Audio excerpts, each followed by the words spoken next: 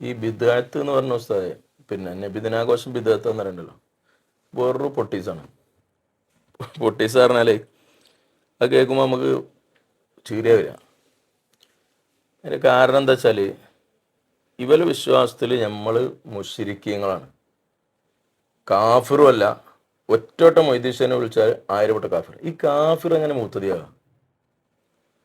അതിൻ്റെ ഒരു ഉള്ളടക്ക സ്ഥലം മനസ്സിലായോ? പിന്നെ അവരെ വിശ്വാസത്തിൽ നമ്മൾ കാഫിര്യങ്ങളാണ്. അതിപ്പോൾ ഒരു ചാണത്തിൽ വീണ് കിടക്കുന്ന ഒരാളോട് ശ്രദ്ധിച്ചട്ടോ, എൻ്റെ മേത്ത് മൂത്രാവും, അല്ലെങ്കിൽ എൻ്റെ മേത്ത് വെള്ളാവും, എൻ്റെ മേത്ത് ചളിയാവും എന്ന് പറഞ്ഞാലല്ലേ. ഇവരെ വിശ്വാസത്തിൽ നമ്മൾ പിന്നെ മക്കയിൽ മുശ്രിക്കീങ്ങളെയും കാട്ടി മോശമാണ്. ഒറ്റവട്ടം മൊയ്തീശനെ വിളിച്ചാൽ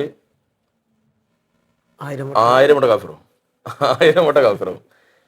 എന്നിട്ട് അപ്പോൾ ഈ ബിദ്അത്താണെന്ന് നബിദിനാവുമ്പോൾ പറയുന്നത് വെറും ഓലപ്പാമ്പാണ്. അതിൻ്റെ കാരണം അവരെ വാദപ്രകാരം നമ്മൾ മുശ്രിക്കാണ്, നമ്മൾ കാഫിറാണ് എങ്കിൽ പിന്നെ ഓല് നമ്മളോട് ഈ വർത്താനം പറയാൻ പറ്റരുത്, ബിദ്അത്താവുന്നു ഒരു കാഫിർ. കാരണം ഇപ്പം ഇവിടെ മുസ്ലിമീങ്ങൾ ഓണം കഴിക്കുന്നുണ്ട്, ഓലോട് പോലും പോയി പറഞ്ഞില്ലല്ലോ ഈ ഓണം കഴിക്കരുത്, ബിദ്അത്താണ്, മുത്തനബി സല്ലല്ലാഹു അലൈഹി വസല്ലം ചെയ്യാത്താണ് എന്താണില്ലല്ലോ, പറഞ്ഞില്ലല്ലോ.